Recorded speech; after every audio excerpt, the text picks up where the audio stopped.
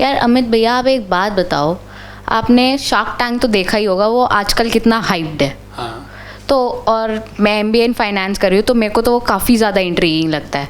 तो मेरे को आपसे 2-3 चीज़ें ना उसके बारे में पूछनी है। सबसे पहले मुझे एक डिफरेंस पूछना है सीड फंडिंग और सीरीज फंडिंग में। तेरा क्वेश्चन क्या है कि सीड फंडिंग और सीरीज फंडिंग में क्या फ़र्क होता है? सीड फंडिंग मतलब जब घर में एक बच्ची पैदा होती है ना, तो या एक बेटा पैदा होता है, तो उसके पैदा होने में जो खर्चा होता है ना, दैट इज़ सीड फंडिंग, जो हम हॉस्पिटल में डिलीवरी के चार्जेस और वो सब दे के आते हैं। फिर जब उस बच्चे को हम पालते पोसते हैं ना, उसको बड़ा करते हैं, उसकी स्कूलिंग करते हैं, तो वो जो होता है दैट इज़ सीरीज फंडिंग। अब हम इसको अपने टॉपिक से रिलेट करते हैं।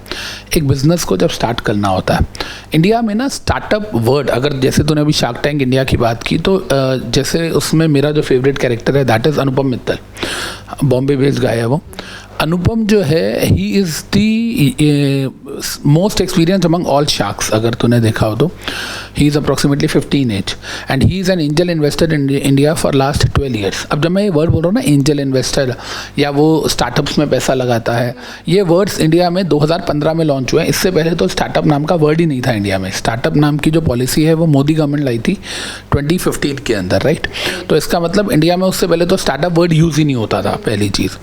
दूसरी चीज़ के जो पैसा ये लोग लगा रहे हैं या जो फंडिंग ये लोग देते हैं, वो सीड फंडिंग है या सीरीज फंडिंग है, ये भी एक क्वेश्चन बनता है। तो ध्यान से सुन, मेरे दिमाग में एक आइडिया आया। अब उस आइडिया को मैंने फ्लरिश करना है, मैंने उस आइडिया पे काम करके एक प्रोडक्ट बनाना है। और प्रोडक्ट में क्या बनाते हैं हम? सबसे पहले ना एक प्रोटोकॉल बनाते हैं कि हाँ जी, ये हमारा प्रोटोटाइप है और ये जो हमारा प्रोटोटाइप है इसको हमने लॉन्च किया है, अभी हम इसको मार्केट में उतारने वाले हैं। तो वो प्रोडक्ट बनाने के लिए जब हम लोगों को फंडिंग चाहिए होती है, तो हम क्या करते हैं, हम अपने दोस्तों से, को फाउंडर से, यार मेरे पास 20,000 है, तेरे पास 40,000 है, चल यार तेरे पास 60,000 है, चल मिलके 1.5 लाख हो गया, 20-25,000 पापारों से लेते हैं और करके अपना एक मिनिमम वाइबल प्रोडक्ट जिसको हम बोलते हैं वो बनाते हैं। और फिर उसके बाद वो प्रोडक्ट हम मार्केट में लॉन्च करते हैं। फिर कस्टमर्स का फीडबैक आता है। फिर जब कस्टमर्स का फीडबैक आया तो उसके बाद हम अपने प्रोडक्ट को इम्प्रूव करना चाहते हैं और हमें लगता है हमारे प्रोडक्ट में दम है। उस टाइम पर रोल आता है मार्केटिंग का। और marketing is a huge, you can say के cost centre for an organisation. तो मार्केटिंग के लिए बहुत पैसा चाहिए होता है जो सीड कैपिटल से हो नहीं सकता।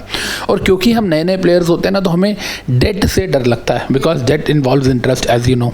तो कहने का मतलब क्या हुआ, वहाँ पर सीरीज फंडिंग का रोल आता है। इंडिया में अगर हम बात करें तो A series to Z series funding होती है, A to Z।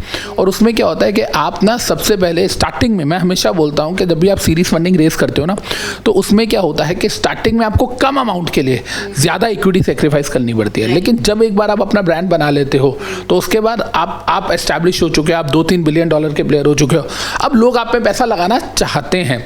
उसका मतलब ये हुआ कि अब आपको कम इक्विटी देनी पड़ेगी और आपको पहले से कई गुना ज़्यादा पैसे मिलेंगे। वर्ल्ड वाइड अगर हम बात करें तो बहुत सारे इन्वेस्टर्स हैं, like SoftBank is there, Sequoia capital की इंडिया में बहुत ज़्यादा इन्वेस्टमेंट है। Sequoia capital is one of the biggest investors across the globe in this funding scene. तो कहने का मतलब क्या हुआ, seed capital is the initial capital which is required just to begin with the idea, just to make a minimum viable product और prototype. और उसके बाद जब हम अपने बिजनेस को थोड़ा सा ट्रैक पे ले आते हैं, तो अब हमें उसको एक्सपेंशन करने के लिए हम चाहते हैं हमारे ब्रांड का नाम हाउस होल्ड हो, हर एक घर में हमारा ब्रांड पहचाना जाए। उसके लिए जब हम मूवमेंट लेते हैं तो और फंडिंग रेस करते हैं, that is known as series funding. तो मतलब मैं इससे ये इन्फर करूं कि जो भी मैं शार्क टैंक में इक्विटी लेने आती हूँ, जस्ट इन केस अगर मेरा स्टार्टअप का प्लान है, तो वो मेरे लिए सीरीज फंडिंग होगी, जो भी शार्क्स मुझे फंडिंग देंगे, राइट? नहीं, जब आप शार्क्स के पास जा रहे हो तो ये डिपेंड करेगा आप किस स्टेज पे जा रहे हो।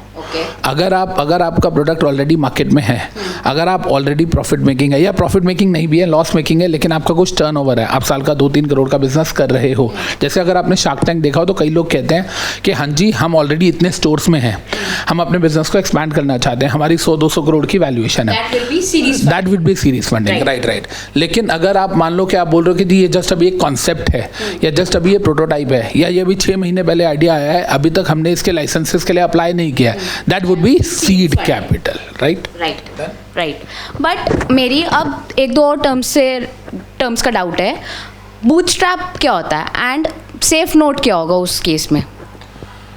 बूटस्ट्रैप्ड एंड सेफ नोट, देख होता क्या है, जैसे let us take an example of Law Magnet Edutech Private Limited, जो मेरी कंपनी है, तेरे को बता ना, मेरी और भाभी की, समीक्षा की। तो तो उसके अंदर क्या है, जितनी भी इन्वेस्टमेंट है वो मेरी और समीक्षा की 50-50% है। 50% शेयर्स मेरे पास हैं, 50% समीक्षा के पास है। तो इसका मतलब हुआ कि हमने कोई आउटसाइड से फंडिंग नहीं उठाई है। It is a closely held company जिसमें हस्बैंड वाइफ या भाई बहन या जो भी दोस्त उनकी फंडिंग होती है, और उसने किसी बाहर से बंदे से रेज नहीं की होती। 100% इक्विटी ओनर्स के पास है, that is known as bootstrapped. तो बूट स्ट्रैप्ड मीन्स के हम दोनों के पास एक एक जूता है, 2 ही जूते हैं पेयर में और दोनों के पास एक एक है। इसका मतलब है हमने किसी और को राइट नहीं दिया अपनी कंपनी में, that is boot strapped, right. और क्या पूछा तूने? सेफ नोट क्या होता है?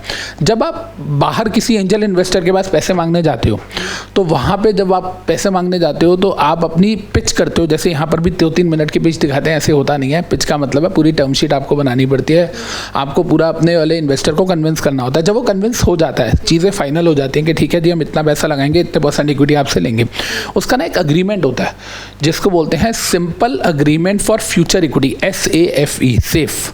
सेफ मतलब S से सिंपल, A से अग्रीमेंट, F से फ्यूचर एंड E से इक्विटी। तो simple agreement for future equity जब सेफ नोट हो जाता है, इसका मतलब कंफर्म हो गया कि इन्वेस्टर आपके यहाँ पैसा लगा रहा है, that is safe note. Safe note का मतलब है नाउ यू आर कंफर्म्ड कि अब आपको पैसा मिलेगा। एंड जो पैसा आपको मिलेगा, अब पैसे मिलने को हम क्या बोलते हैं, अगर मैं इसको भी थोड़ा सा एक्सप्लेन करूँ, हम बोलते हैं ना कि यार मेरे पास इतना पैसा आ रहा है, अब इसका मतलब है मैं इससे ना 1 साल तक अपना बिजनेस चला पाऊंगी, सर्वाइव कर पाऊंगी, तो दैट इज रनवे। हम बोलते हैं कि कितनी आपको कितनी फंडिंग चाहिए जिससे मैं 1 ईयर का रनवे देख सकूं, 1.8 ईयर्स का, 1.5 ईयर्स का रनवे देख सकूं। कोई भी स्टार्टअप को कभी भी अगर पैसा रेस करना है, हमेशा उसके पास 1.5 साल का सरप्लस होना चाहिए, राइट? ठीक है। ठीक है। और कुछ नहीं, बस यही था।